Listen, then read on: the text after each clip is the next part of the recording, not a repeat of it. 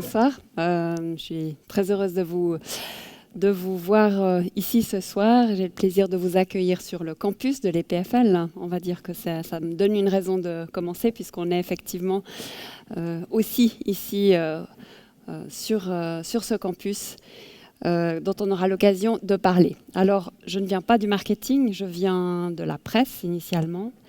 Je viens du contenu. J'ai fait différentes choses dans la presse, écrite, télévision. Je suis retournée ensuite dans le digital. Et puis maintenant, je suis ici dans ce poste à l'EPFL, donc responsable de la communication. C'est un poste qui implique de travailler avec toutes sortes de métiers différents, puisqu'on gère des événements, on s'occupe de la presse et on diffuse aussi des contenus. Mais je vais vous raconter tout ça. Donc, je voulais commencer avec un petit rappel historique. L'EPFL à ses débuts. J'aime beaucoup cette photo parce qu'elle montre d'où on vient. Donc, c'est messieurs très sérieux avec un appareil, je ne sais pas trop ce que c'est. C'était une photo prise à Lausanne, probablement 19e siècle. On n'a pas une légende très précise. En tout cas, elle est identifiée comme étant un groupe de ces gens qui ont fondé l'école, la première école dont l'EPFL est issue, en quelque sorte. Et ça, pour continuer dans l'historique, c'est l'acte de fondation de cette école spéciale de Lausanne, 1853. Voilà, et j'ai découvert en fait en préparant cette présentation que cet acte a été signé 2 ans avant la création de l'École polytechnique fédérale de Zurich. Donc on était en avance. Ça fait très plaisir, évidemment. Et puis, dernier petit graphique historique, magnifique aussi, puisqu'en fait, il montre la croissance du nombre d'étudiants. Et que là, on est sur 1853 et on est sur les 50 premières années et on voit cette courbe phénoménale qui représente le nombre d'étudiants et c'est monté à 160. Voilà. Donc, c'était le début. C'était le début et ensuite, on a eu une accélération. Donc, l'école a d'abord été cantonale et puis elle est devenue fédérale en 69.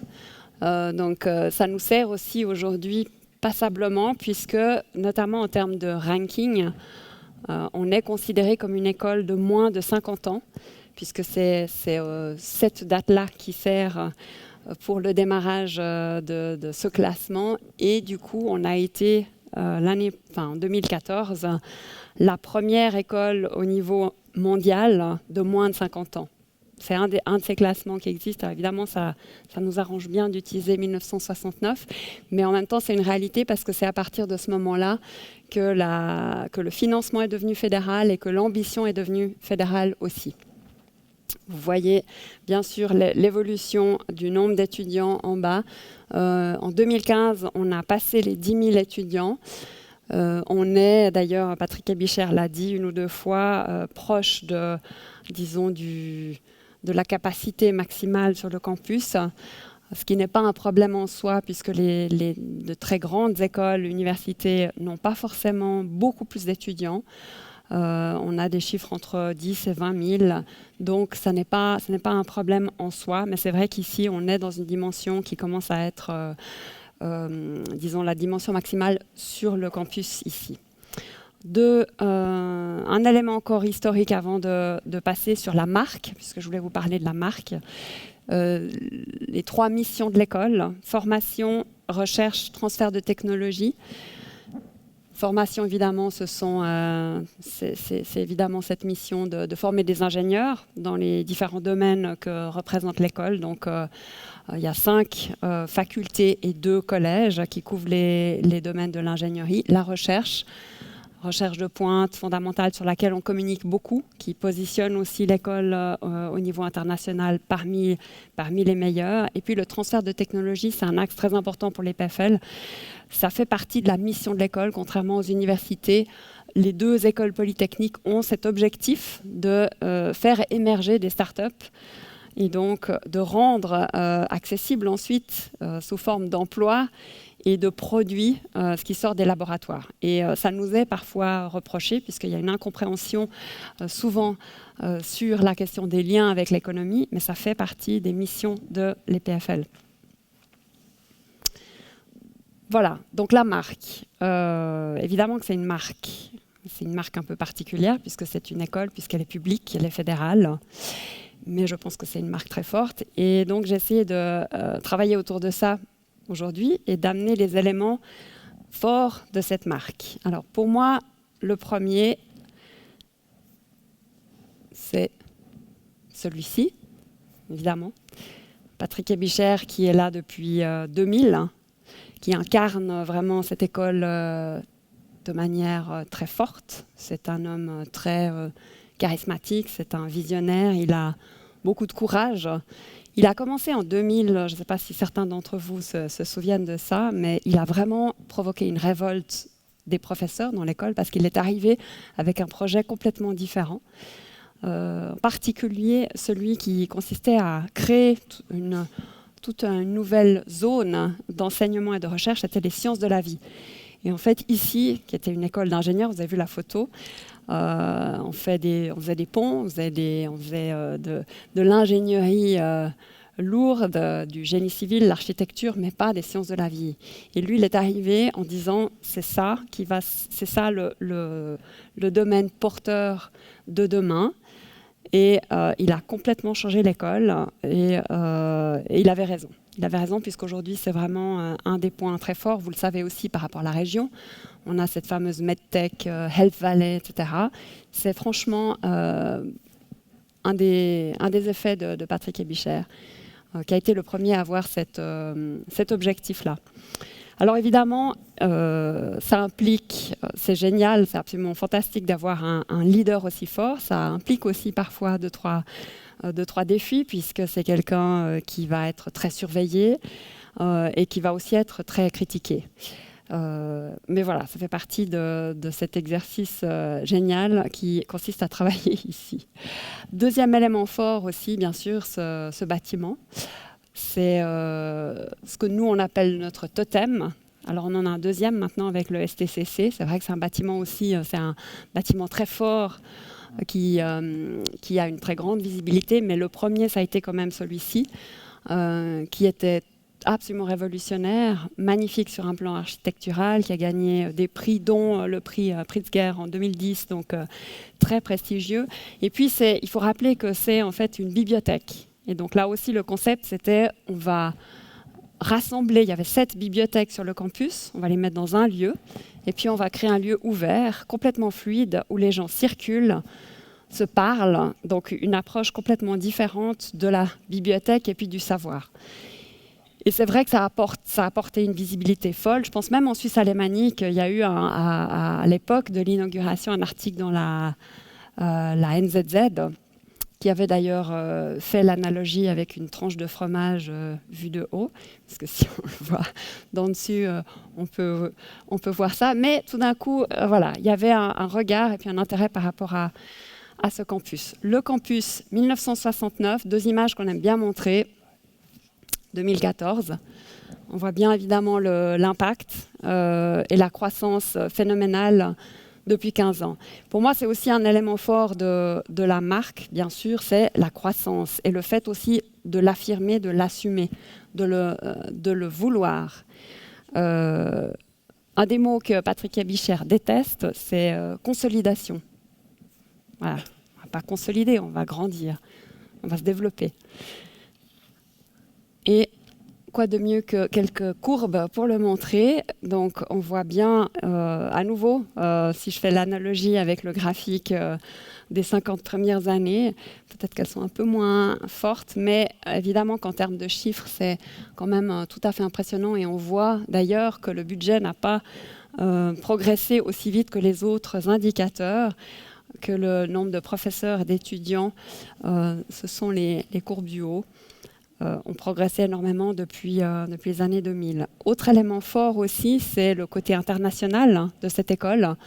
C'est vrai que là aussi, On est en fait dans un autre ranking, l'école la plus internationale au monde, selon des critères objectifs. Donc on parle de l'origine des étudiants, de l'origine des professeurs, de collaboration, etc. Et donc c'est vraiment mesuré objectivement. Et puis effectivement, quand on se promène sur le campus, on entend toutes les langues. C'est vraiment, d'ailleurs, je trouve un grand plaisir et c'est une grande force qu'on a ici. Et c'est un des éléments aussi qu'on peut mettre en avant et qu'on aime beaucoup mettre en avant. Pareil d'ailleurs pour les faculty members, les professeurs qui font l'école. Ça, c'est aussi la définition de Patrick Ebicher. Qui fait l'école, ce sont les professeurs. Alors là, vous en avez quelques-uns. Parmi ceux-ci, juste pour en pointer quelques-uns, vous avez en bas à gauche le deuxième, Courtine, Grégoire Courtine. C'est lui qui, vous avez peut-être vu, qui a réalisé déjà des recherches extraordinaires sur les rats.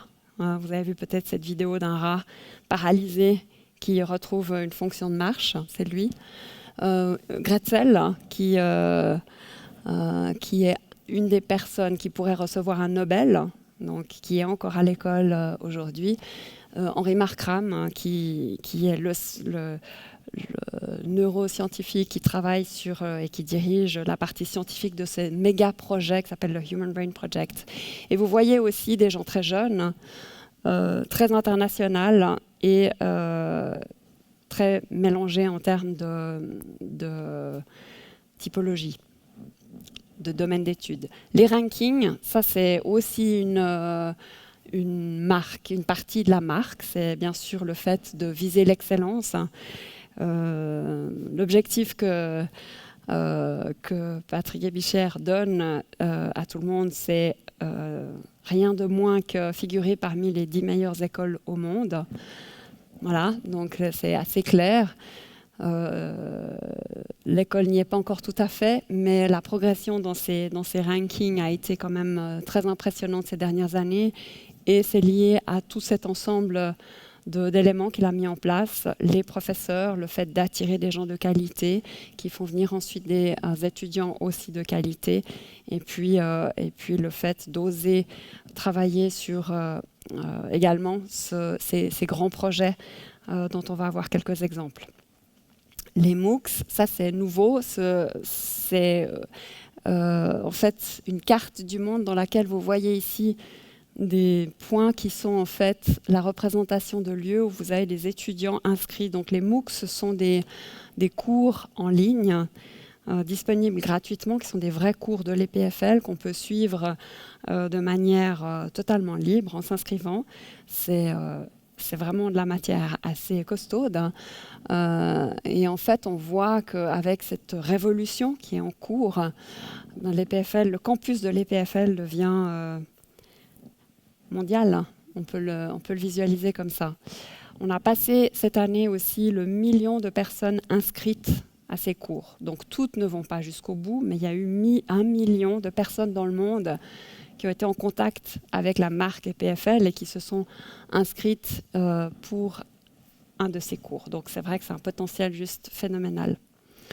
Les grands projets à Lingui, donc là aussi, il y a eu quelque chose de visionnaire, de se dire, OK, on va mobiliser l'école autour de grands projets phares dans lesquels les étudiants peuvent travailler, dans lesquels l'école va gagner de la visibilité. Ça a été fait il y a déjà quelques années, mais ça a été couronné de succès puisque ça a permis de rendre l'école très visible avec de nouveau tout ce que ça peut impliquer derrière, puisque bien sûr, ça n'est pas que ça, l'école, il y a aussi des choses beaucoup moins sexy, mais ça permet d'attirer l'attention et de montrer le niveau de l'école. Hydroptère et puis bien sûr Solar Impulse, là aussi partenariat scientifique sur le début du projet. Je mentionne aussi le Human Brain Project, qui est un énorme projet européen qui rassemble 112 instituts universitaires. C'est un budget d'1 milliard d'euros, donc, qui est réparti entre différents pays, etc. L'EPFL a coordonné coordonne ce projet et c'est probablement aussi le début d'une révolution en termes de recherche. C'est ce projet que dirige Henri Markram, que vous avez vu précédemment sur le slide. Celui-ci, je le mentionne aussi parce que c'est le Venice Time Machine. C'est un projet qu'on aime beaucoup parce que c'est de nouveau un nouveau territoire. Ce sont les humanités digitales. Donc ici, Frédéric Kaplan, qui est aussi un jeune professeur, est en train de digitaliser les archives de Venise. Donc les archives, 1000 ans d'archives, 90 kilomètres, dans la ville de Venise ont été répertoriées ces archives sur un plan historique incroyable parce que l'histoire de la ville a fait qu'il y a eu énormément de documentation de toutes les différentes activités pendant une très longue période. Ça a été conservé, mais ça n'a jamais été utilisé parce que c'est tellement considérable en fait simplement à décrypter qu'on n'a pas encore eu accès à ce contenu. Eh bien, Frédéric Kaplan est en train de faire ça. Donc, ça implique de mettre en place des technologies qui utilisent des choses qu'on fait dans le domaine médical, de la radio, par exemple, pour pouvoir digitaliser des livres sans les ouvrir. Bref, il est en train de construire un Facebook de Venise au Moyen-Âge. C'est absolument génial aussi. Je mentionne aussi l'actualité, ça vous l'avez vu récemment, une start-up, donc là avec des gens de Zurich et de l'EPFL, un rachat récent. Je donne ça comme exemple simplement pour parler des start-up. Ça, c'était la question du transfert de technologie. Là aussi, on voit les chiffres qui sont quand même évidemment avec des variations, mais avec une tendance très forte. Ça, c'est le parc de l'innovation. Initiative aussi qui a été créée là-bas et qui à nouveau fait partie de la marque. Patrick Abicher aime dire que nous sommes une université entrepreneuriale. Donc c'est vrai que ces deux mots ne vont pas forcément ensemble logiquement, mais c'est vraiment comme ça qu'on essaye de positionner l'école et de l'assumer et de le revendiquer. Le campus, ça, c'est une image aussi qu'on aime bien montrer. C'est un campus vivant. C'est un campus qui s'est développé, dans lequel aujourd'hui le quartier nord dans lequel on se trouve est venu apporter une vie supplémentaire avec des logements d'étudiants, avec des commerces. Tout ça a été vraiment pensé, voulu pour créer tout un écosystème dans lequel les gens sont bien. Il y a vraiment cette volonté aussi de mélanger les genres, d'amener les gens à rester sur le campus. Le Rolex Learning Center, le bâtiment, donc la bibliothèque, était ouverte de 7h du matin à minuit, 7 jours sur 7. Donc là aussi, c'était le même objectif, de faire en sorte que les gens restent, se parlent, vivent ici. Campus créatif, alors du coup, ça m'amène à cette image. Ça, c'était évidemment un événement phare cette année, puisqu'on a eu la chance d'avoir... ici, donc dans le Rolex, c'était pas dans ce bâtiment, mais je pense que ça fait rayonner Lausanne de la même manière. L'annonce de l'accord cadre du nucléaire sur le nucléaire iranien, c'était complètement fou ce truc parce qu'en fait on l'a monté en une semaine, même pas en 3 jours on était prêt, puis ensuite on a attendu qu'ils viennent. Et puis ça a évidemment donné une visibilité incroyable à cette école, et c'était un moment très très fort aussi dans le travail collectif autour de cette école. Ce qui est intéressant aussi pour moi en termes de marque, c'est que ça nous a positionnés, je pense, dans une nouvelle catégorie. Les grandes écoles comme Harvard, MIT ou d'autres reçoivent des gens très prestigieux sur leur campus. Des Bill Gates ou des politiciens, etc., pour des moments importants dans l'année académique. Eh bien, le fait que nous, on ait pu avoir ici un événement de cette envergure avec une dimension politique, je pense que ça nous amène aussi dans ce type de positionnement, à savoir, on est aussi un lieu où on peut venir dire des choses, où des choses peuvent être annoncées. Et c'est aussi parce que c'est en Suisse, parce que c'est une école. Il y a plein de conditions réunies qui permettent à ceci de se produire, pour le bénéfice bien sûr de Lausanne et aussi de l'EPFL. Le mois suivant, on a eu François Hollande. J'ai pris cette photo parce que je la trouvais évidemment assez sympathique. Donc en fait, Patrick Abicher à côté du président de Polytechnique Paris. qui signe un accord et François Hollande qui regarde cette signature. C'était aussi un grand moment. Et puis, alors là, on a eu 0 visibilité en France, mais c'est pas grave. Disons que les journalistes français n'étaient pas très intéressés à l'école polytechnique, mais ça porte sur le plus long terme. Parce que maintenant, on a des rapports, il y a des choses qui circulent et on sait que l'école polytechnique est citée en exemple.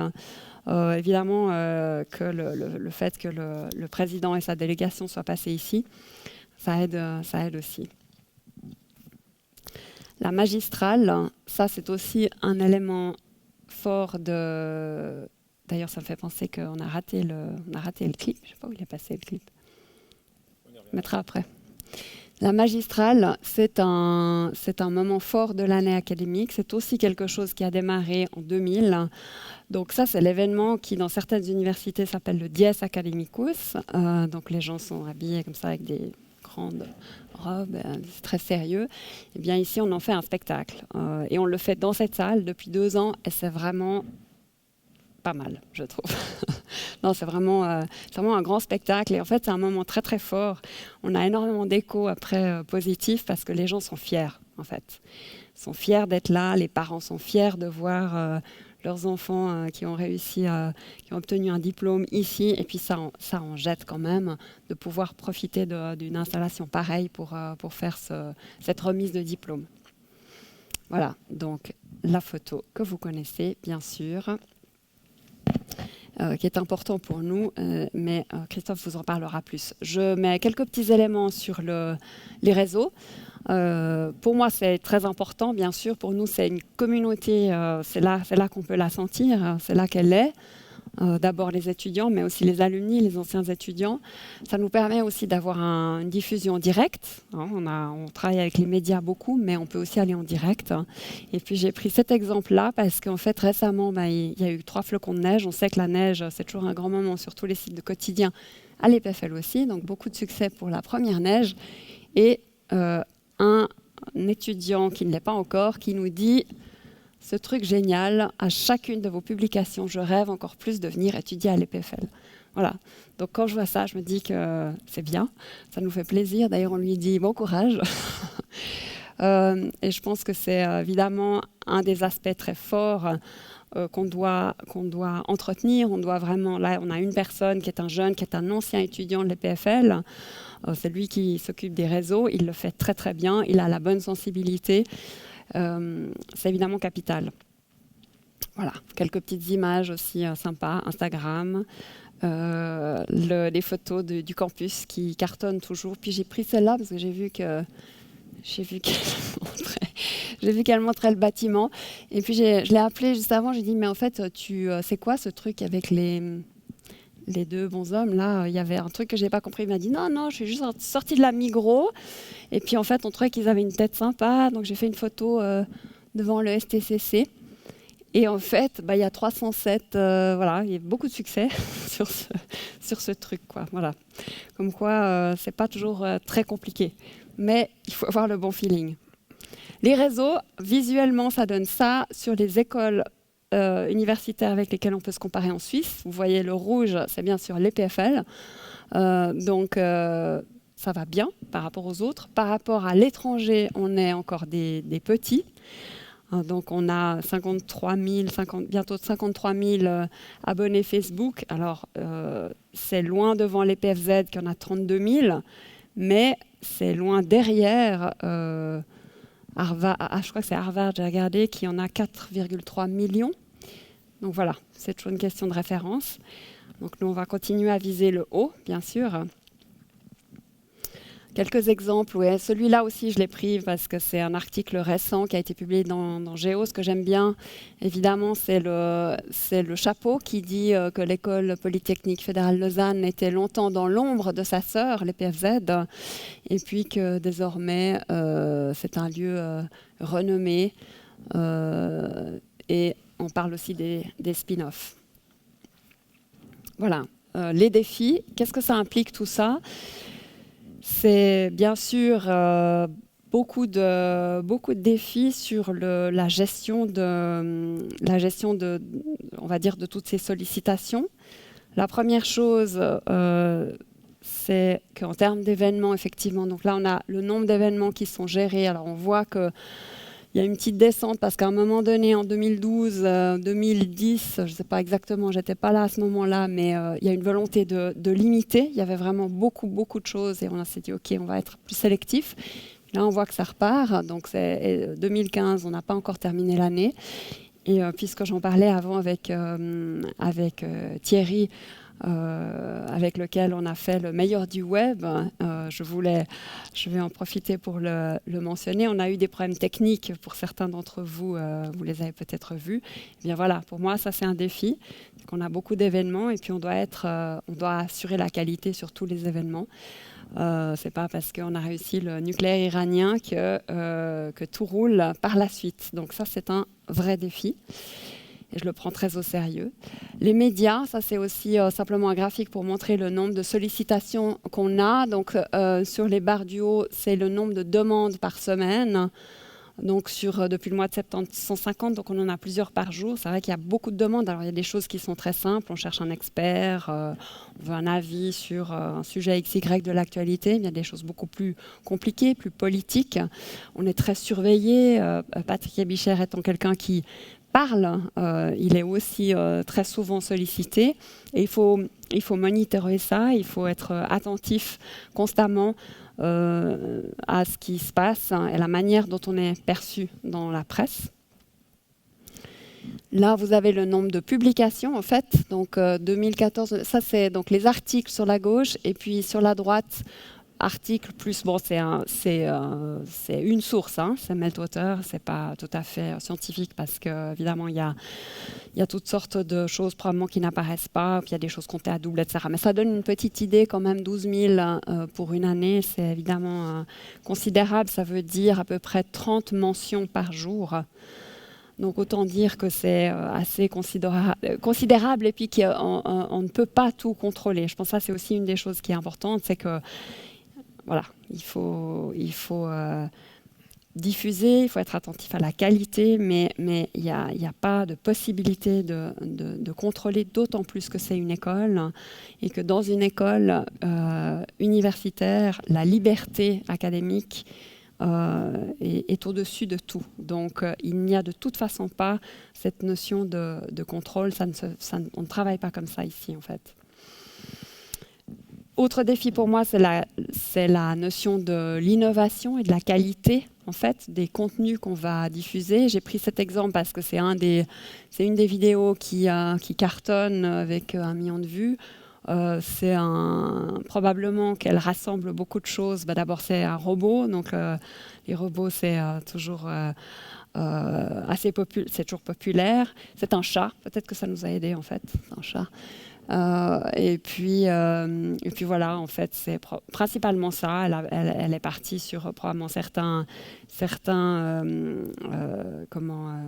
certaines pages Facebook de fans de robots. Ça nous a bien aidé. Mais on doit poursuivre. C'est une vidéo extrêmement traditionnelle quand même.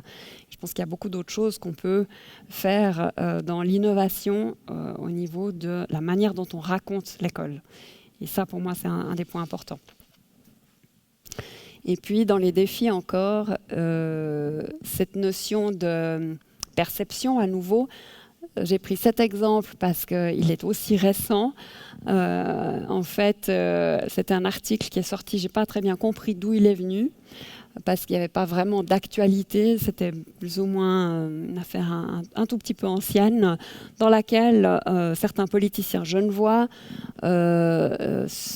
supposaient que la RTS était en train de délocaliser la télévision et qu'en fait, le fait qu'il y ait ce projet ici de RTS sur le campus, ça allait aboutir à ce qu'il n'y ait plus de télévision à Genève. C'est évidemment catastrophe, ce n'est pas du tout le cas. Mais ce qui était frappant aussi pour moi dans cet article, c'est qu'il y a une citation à un moment donné, et l'EPFL, on a un petit Shrek, l'EPFL est présenté comme un ogre, l'ogre EPFL. Voilà. Donc ça, c'est aussi un enjeu, c'est qu'il y a une telle croissance, il y a une telle force aussi ici dans cette école que l'effet négatif de ça, c'est qu'il y a une perception de conquérants, de d'ogres, voilà, on va tout manger, etc. Alors il faut aussi gérer ça. Et puis évidemment, le dernier défi de taille, c'est le fait que Patrick Ebicher va terminer son mandat à la fin de l'année prochaine, oui c'est ça, 2016, et qu'évidemment succéder à quelqu'un comme lui, ça n'est pas tout simple et c'est pas anodin. Donc voilà, là, l'école est en train de se préparer à ça, mais c'est sûr que le successeur aura fort à faire pour la suite. Néanmoins, il aura entre les mains un petit bijou, je pense, un endroit génial. Et puis voilà, on attend de savoir qui ça sera pour voir comment on va travailler. Merci beaucoup, oui. Madame von Holtzen, pour cette intervention. Il y aura peut-être encore d'autres questions à la fin de l'intervention. Je vous demande d'applaudir Madame von Holtzen. Et également d'accueillir Christophe Févrat. Merci beaucoup. Merci beaucoup. Je reviens juste sur l'interaction avec les entreprises. On a beaucoup d'entreprises qui viennent aussi faire des événements dans ce bâtiment Swiss Tech Convention Center, justement pour pouvoir se rapprocher. Et ce transfert d'images entre les PFL et les entreprises est vraiment demandé. Alors des fois, elles n'ont pas le financement nécessaire pour soutenir des chaires, mais elles viennent ici en pouvant poser une petite image de l'EPFL dans la tête des invités qui vont venir à l'événement organisé par l'entreprise X ou Y. Et ça fonctionne plutôt bien, je dois dire. Alors, je vous demanderai juste un instant. Elle est cachée derrière, certainement, ma présentation. Et si elle ne l'est pas, on la redémarre. La voici.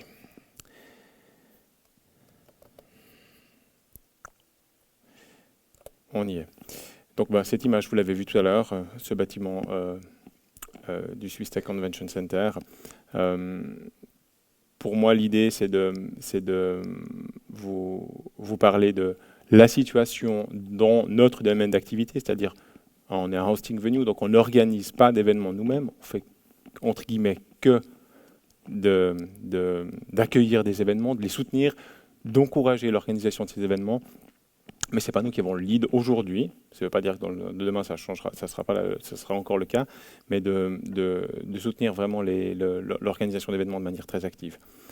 J'ai intercalé souvent des images de différents événements que nous avons accueillis pour vous donner une idée de la diversité et de la typologie en fait des congrès ou autres événements privés qu'on peut intégrer. Je vous parlerai ensuite dans un contexte global de ce qui se passe dans ce domaine qu'on appelle MICE, donc Meeting Incentive Congress Exhibition. On peut le distinguer avec deux grandes voies qui sont les voies des associations et du corporate business. Donc les associations vont être les congrès, principalement les conférences, les symposiums scientifiques, médicales pour une partie, pharma ou autre, et puis corporatif. Ça peut être la conférence internationale des déménageurs internationaux.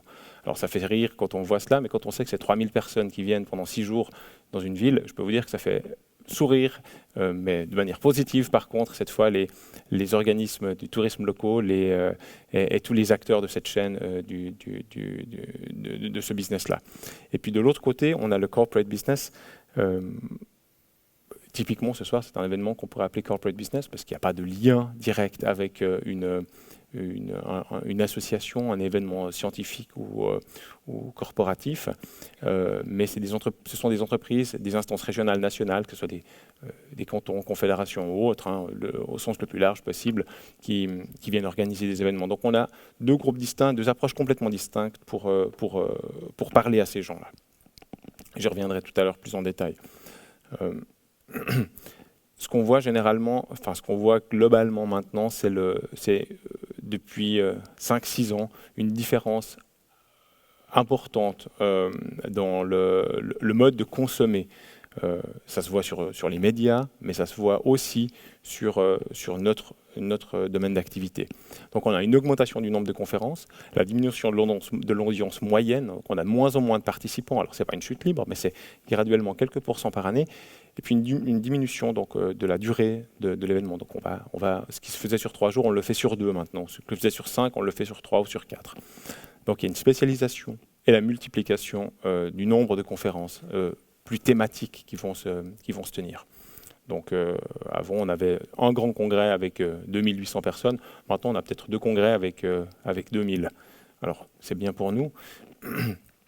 Mais c'est mieux aussi pour les organisateurs et c'est mieux aussi pour les participants parce qu'ils ont des thématiques et des sujets qui sont plus précis. Ben voilà un événement corporate, c'était un lancement de produit qui s'est tenu il y a quelques semaines ici, donc enfin juste derrière ce mur, dans l'auditoire principal, l'auditoire A.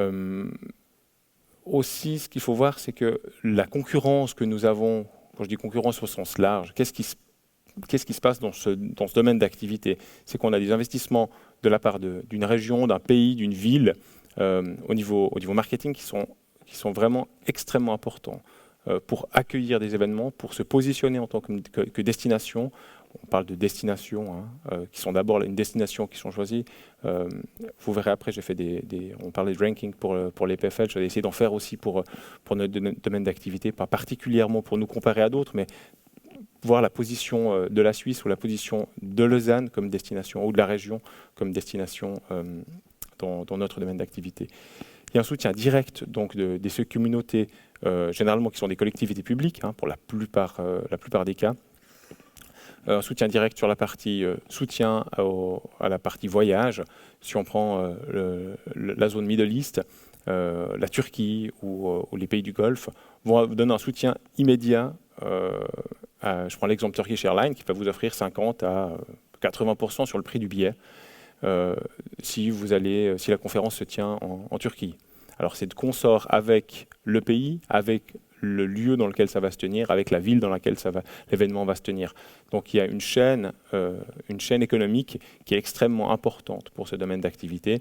Et puis on le voit, c'est l'élément suivant, c'est-à-dire qu'un voyageur congrès va dépenser en moyenne 3 fois, je l'ai mis comme ça, c'est les chiffres les plus bas, certains disent 4 à 5 fois selon les domaines d'activité. Moi je reste sur quelque chose qui est communément admis avec 3 fois plus de dépenses par voyageur de congrès par rapport à un voyageur de loisirs.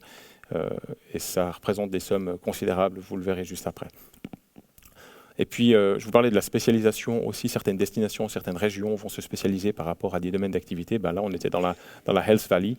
Eh bien, on a forcément plus d'événements liés à la biotech, à la pharma. Et puis, il y a un autre domaine d'activité dont je n'ai pas parlé parce que je me suis surtout concentré sur la partie conférences et congrès.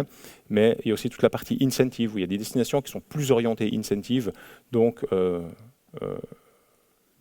l'incentive en 2 mots, je pense que tout le monde voit à peu près ce dont on parle, mais ça va être les collaborateurs, les forces de vente d'un groupe international de pharma. S'ils atteignent s'ils atteignent leurs objectifs ou ils dépassent leurs objectifs, ils ont un cadeau bonus. Je l'appelle comme ça, c'est un peu plus compliqué que ça, parce qu'il y a quand même un peu de formation, il y a du challenging, il y a des choses comme ça derrière, mais il y a des spécialistes dans la salle, je sais, j'en ai vu quelques-uns tout à l'heure, qui doivent organiser ça pour leurs équipes.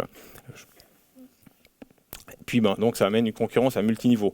Donc pas une concurrence en tant que destination, mais c'est vraiment des tableaux croisés. Donc certaines destinations sont concurrentes parce qu'elles ont un domaine d'activité qui est proche d'une autre, mais qui ne sont pas des destinations phares dans le monde du congrès de manière générale. Donc on doit se battre à différents niveaux avec des moyens qui sont les nôtres et qui sont relativement faibles pour une petite destination comme la Suisse ou une petite destination comme peut l'être Lausanne.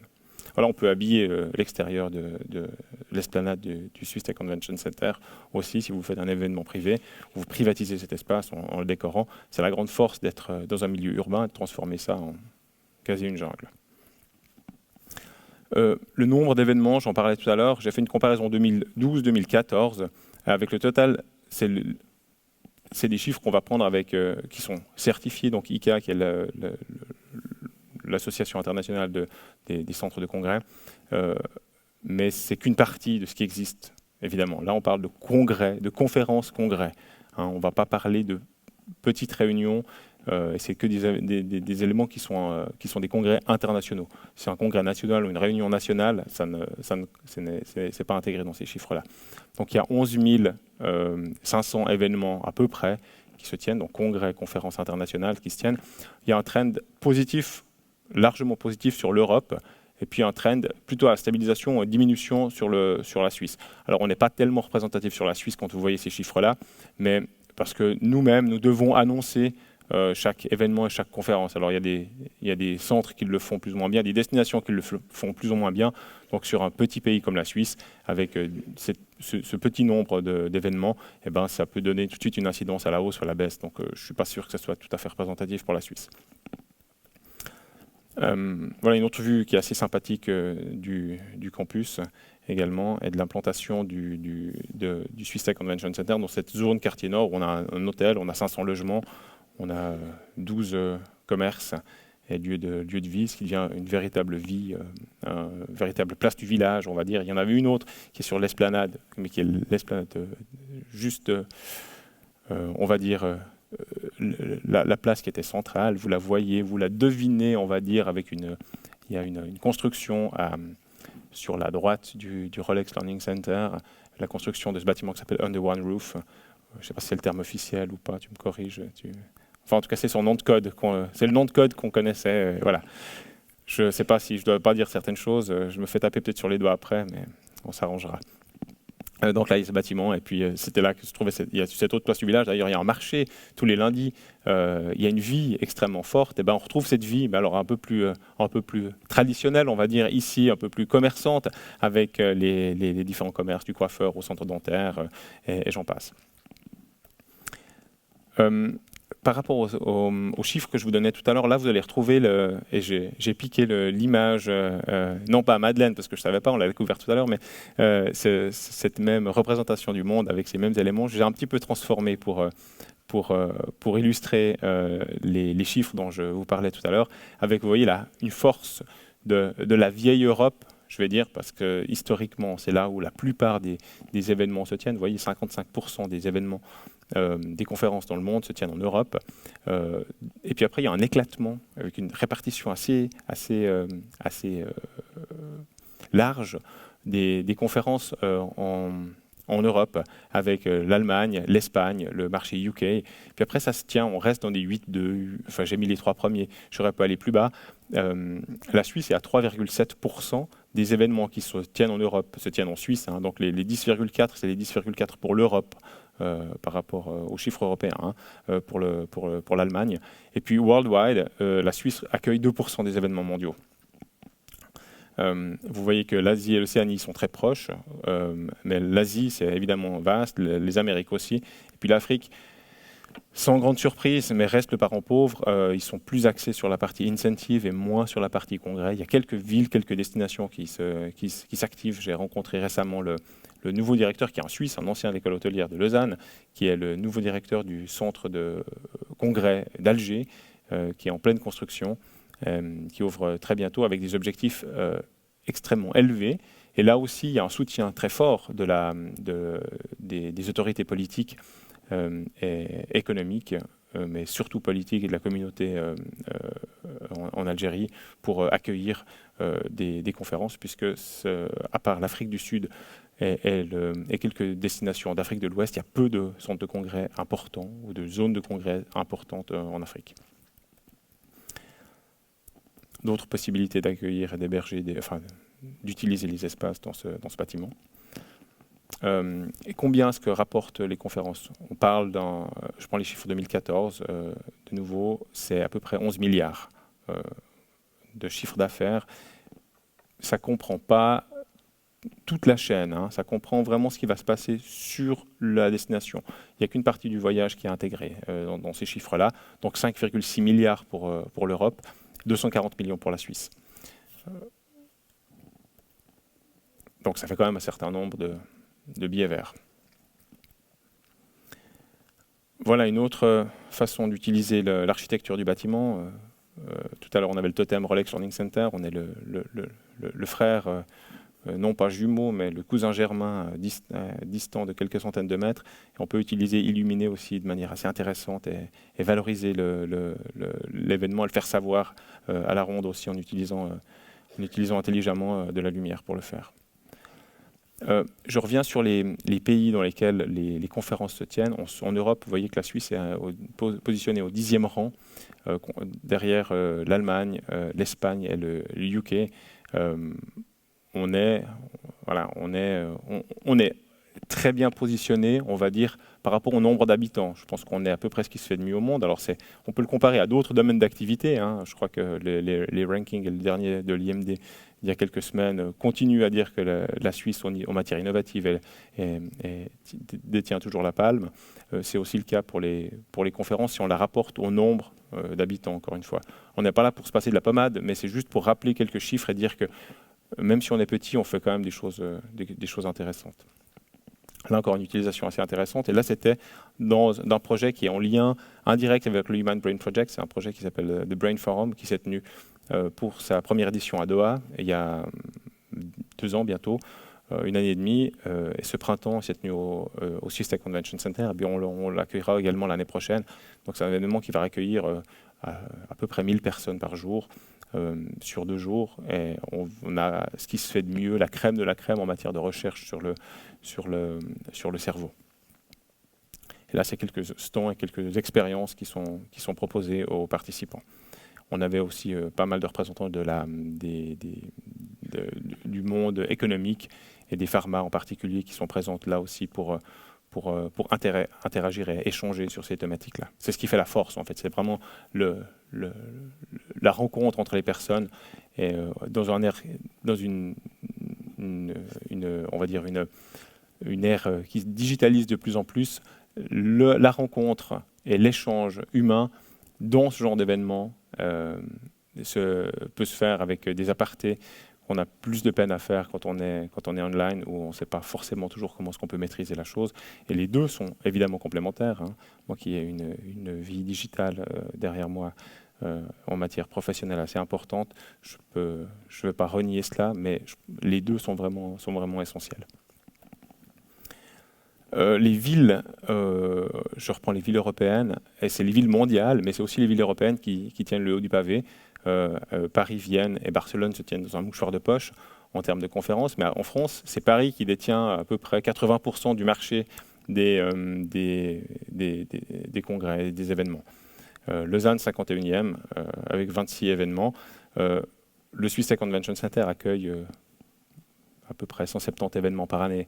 Donc, quand on est à 26 là-dessus, on parle de congrès internationaux, encore une fois. Je ne suis pas sûr je pense qu'on a dû oublier 1 ou 2 événements, nous, à intégrer là-dedans. Mais c'est plus pour avoir une notion de positionnement général. Ça, c'est un niveau le niveau inférieur, le niveau qui se trouve juste en dessous de nous, dans lequel on peut avoir des salles de sous-commission, des breakout rooms, comme on les appelle. Les revenus, on va dire par comment ça se passe, c'est-à-dire qu'on a un sponsorship qui représente à peu près, vous le voyez, entre 75 et 80% des revenus d'une conférence, et puis les participants représentent 22%. C'est une moyenne, évidemment, après on peut avoir l'effet complètement inverse sur d'autres conférences, selon les thématiques et puis selon la volonté aussi des organisateurs d'être plus ou moins indépendants, plus ou moins liés avec une partie exposition qui amènerait une grosse partie du chiffre. C'est pas ce qui nous attend, mais je me réjouis de voir ce qui va. Je n'ai pas encore vu ce qu'il en était. Je vais aller vite, comme ça, on ne va pas tout aller. Ce qui est très important, c'est comment est-ce que les gens, la perception de valeur. J'ai repris 2-3 slides, je ne sais pas si existants sur d'autres présentations. Si vous avez déjà vu cela, je m'en excuse, mais c'est très important d'arriver à trouver cet équilibre et puis d'amener la perception de valeur, la perception positive qu'on va retirer d'une conférence, parce que les gens ont des agendas qui se remplissent et qui ont de moins en moins de temps ou la volonté de bouger. Il faut leur amener quelque chose de plus. Il faut leur amener cet élément vivant, cet élément d'échange, c'est toute la valeur ajoutée de l'événement qu'il faut arriver à définir très en amont et pour fidéliser ce public et donner des rendez-vous, comme Laurent Callière l'a fait tout à l'heure très bien, donner des rendez-vous à son public pour fidéliser, pour leur donner envie de revenir aux prochains événements. Voilà une autre possibilité d'accueillir avec des écrans circulaires, d'interagir différemment avec son audience. On l'a pas, celui-ci en fixe ici, mais bon, on a d'autres choses. Les USP du Swiss Tech Convention Center et de la Suisse, hein. Je ne fais pas que la promotion du bâtiment, mais on en est une partie importante en Suisse. C'est donc une localisation stratégique au cœur de l'Europe, évidemment, un tissu économique très fort aussi pour des partenariats avec des entreprises locales ou qui elles-mêmes sont organisatrices d'événements, mais c'est important pour un organisateur, une association, et j'y reviendrai tout à l'heure, d'avoir un tissu économique fort sur lequel elle peut compter pour avoir du soutien. Là, c'est une fédération internationale. Je prenais l'exemple des anneaux olympiques que vous avez pu voir, une fédération internationale sportive qui a organisé sa cérémonie d'award ici dans le bâtiment. C'est facile pour elles. Elles sont vraiment down the street, comme ils m'ont dit.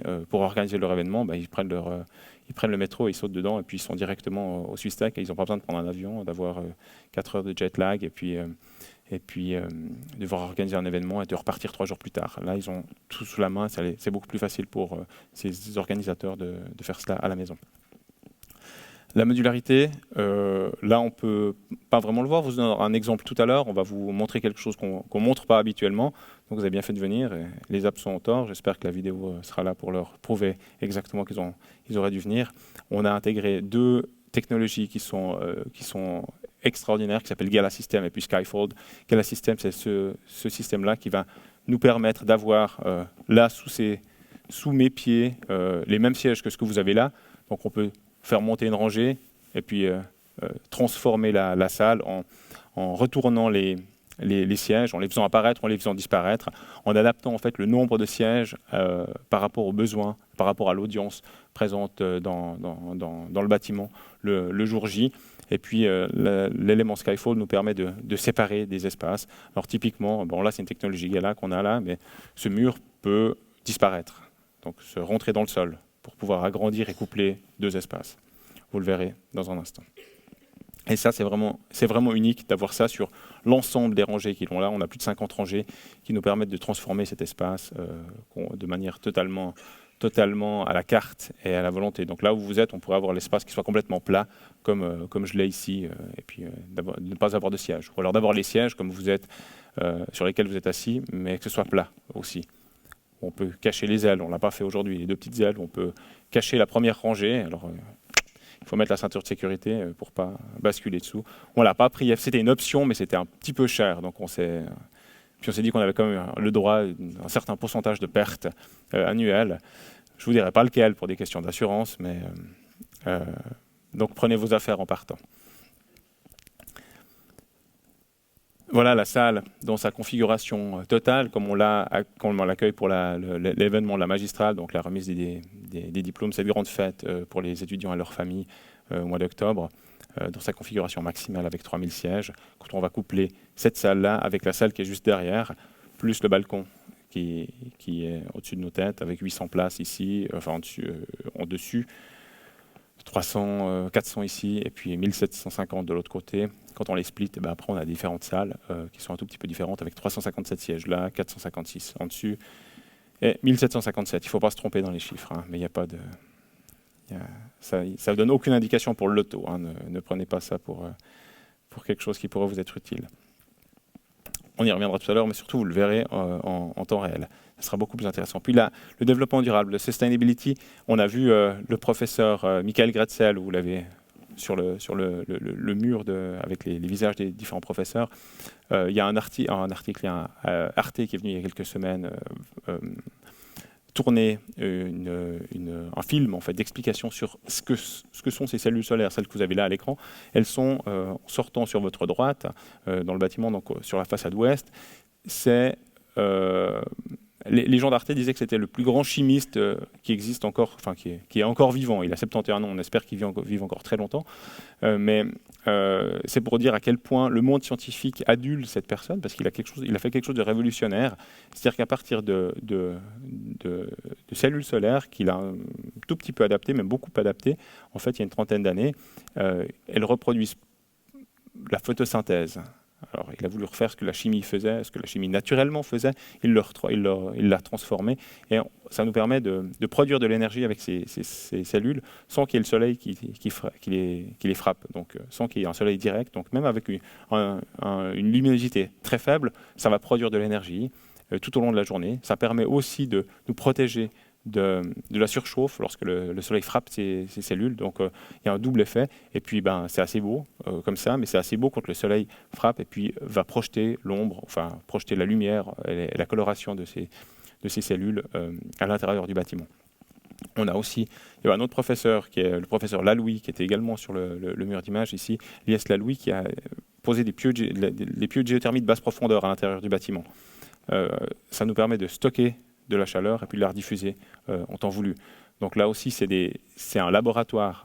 Ça n'a pas l'air comme ça, mais c'est un laboratoire dans les entrailles et puis sur les façades de ce bâtiment, avec aussi une grande casquette devant qui va nous protéger du soleil, de la lumière du jour à peu près partout dans le bâtiment. Donc tout ce qu'on n'a pas besoin de produire comme énergie, on n'a pas besoin de le faire.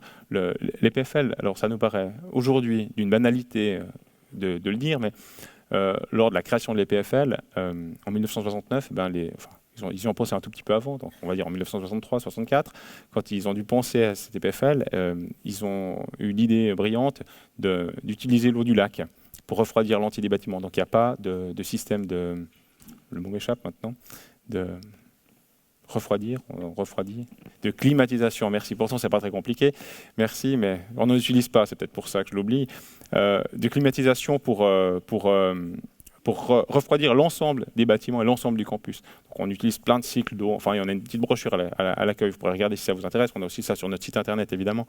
Mais c'est assez intéressant de savoir que dès le début, ils avaient pensé à cela et puis ils étaient relativement en avance sur leur temps. J'ai parlé de l'architecture et des éléments qui vont avec, qui permettent d'avoir cette grande modularité à l'intérieur du bâtiment. Là aussi, on peut transformer. Alors un client a voulu transformer complètement, puis refaire un plateau de TV à l'intérieur du bâtiment pour la conférence de ces cadres. C'était il y a quelques semaines également. Les axes de développement maintenant, comme on n'a pas beaucoup d'argent par rapport à des pays qui nous entourent avec des moyens financiers, des tailles beaucoup plus importantes, on va travailler sur les opportunités, sur les ambassadeurs, sur des partenariats. J'en ai vu en tout cas 2 aujourd'hui dans la salle, 2 partenaires avec des entreprises locales aussi. On essaie de travailler, d'utiliser leurs forces et de partager nos ressources et nos forces pour se développer, soit sur le marché local, soit sur le marché international. Et puis, on va faire peu, mais intense. C'est surtout ça.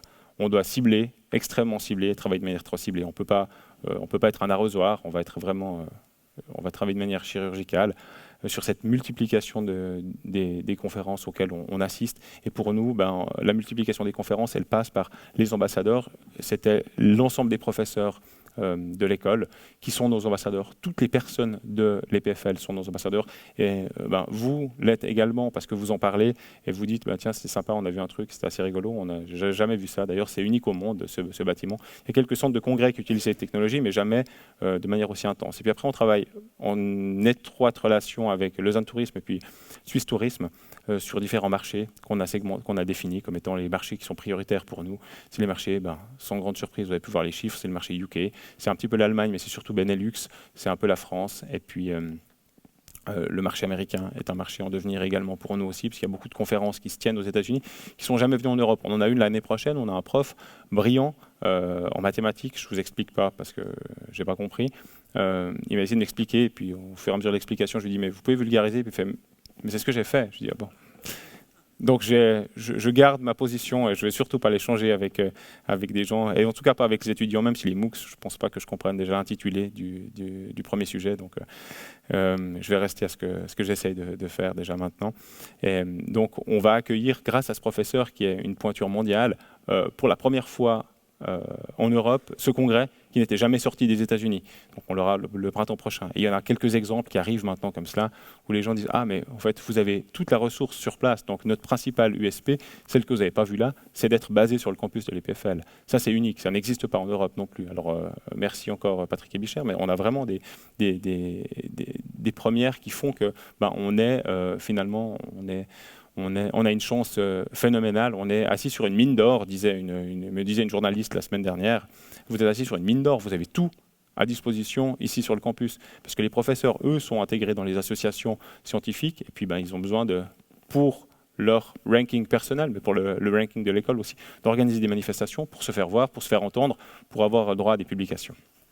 Enfin, droit, c'est avec les guillemets, hein, vous m'aurez compris.